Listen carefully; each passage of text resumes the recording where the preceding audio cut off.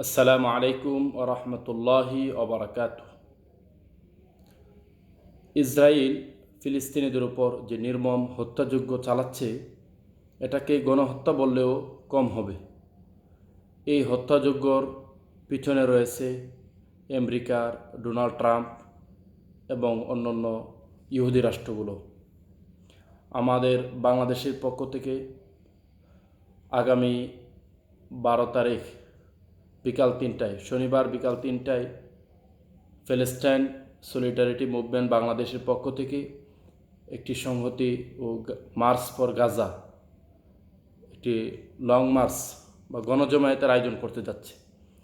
ওখানে দেশ বরেণ্য আলেম ও ওলামায়ে কেরাম সংহতি প্রকাশ করেছেন।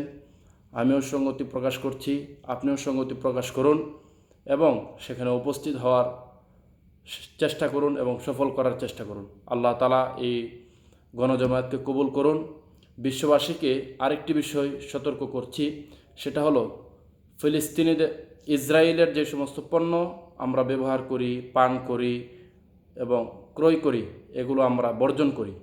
আজ থেকে ওয়াদাবদ্ধ, ইনশাল্লাহ জেনে বুঝে নিজেও কোনো ধরনের ইসরায়েলি পণ্য ক্রয় করব না এবং আমার অধীনস্থ আমার ছাত্র এবং আমার পরিবার তাদেরকেও নিরুৎসাহিত করব। এগুলো ব্যবহার করা, পান করা, এগুলো থেকে আমরা নিজেদেরকে বাঁচিয়ে রাখবো, বর্জন করব, পরিবারদেরকেও বাঁচিয়ে রাখার চেষ্টা করব ইনশাআল্লাহ।